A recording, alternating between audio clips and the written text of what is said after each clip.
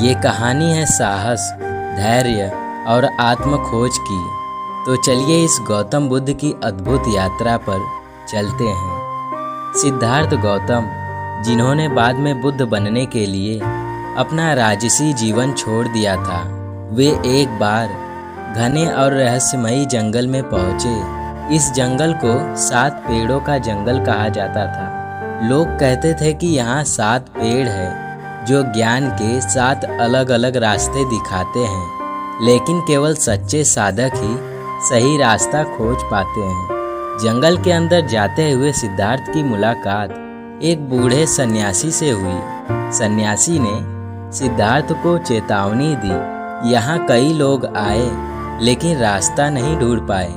यह जंगल बहुत खतरनाक है। लेकिन सिद्धार्थ ने मुस्कुराते हुए कहा, मैं रास्ता जीतने नहीं, समझने आया हूँ। और सिद्धार्थ ने अपनी यात्रा शुरू की। प्रत्येक 7 वृक्षों के पास गए। पहले वृक्ष पर उन्हें अपने पिछले जीवन के भ्रमों का सामना करना पड़ा।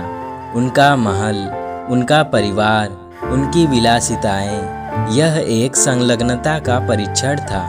लेकिन सिद्धार्थ ने पहले ही इन सांसारिक बाधाओं को त्याग दिया था और बिना हिचकिचाहट के आगे बढ़ गए। दूसरे वृक्ष पर उन्हें भूख और प्यास की तीव्रता का सामना करना पड़ा, जो उनके शारीरिक सहन शक्ति का परीक्षण था। सिद्धार्थ ने ध्यान लगाया, शरीर की इच्छाओं को पार कर लिया और महसूस किया कि शरीर आत्मा की यात्रा का एक वाहक मात्र है। और तीसरे वृक्ष ने धैर्य का परीक्षण करने के लिए लगातार विचलन और शोर का सामना किया।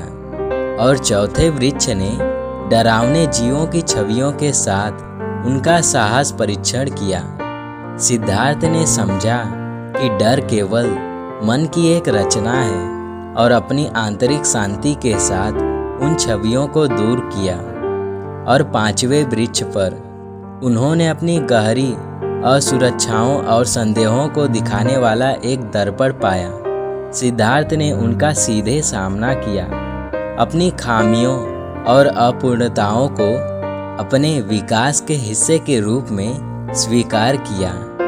और 6ठे वृक्ष ने जटिल दार्शनिक प्रश्नों के साथ उनकी बुद्धि का परीक्षण किया।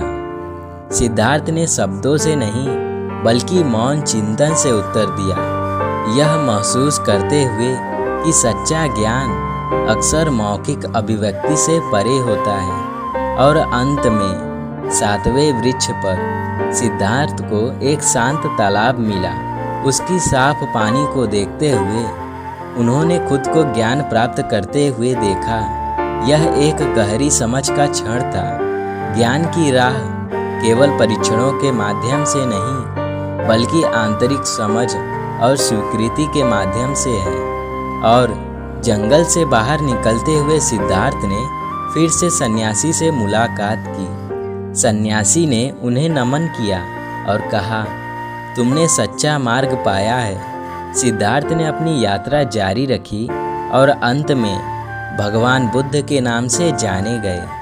तो दोस्तों, ये थी गौतम बुद्ध की प्रेरणादायक कहानी। यह कहानी हमें सिखाती है कि आत्मज्ञान और साहस के साथ हम किसी भी चुनौती को पार कर सकते हैं। अगर आपको ये कहानी पसंद आई हो तो लाइक करें, शेयर करें और हमारे चैनल को सब्सक्राइब करें।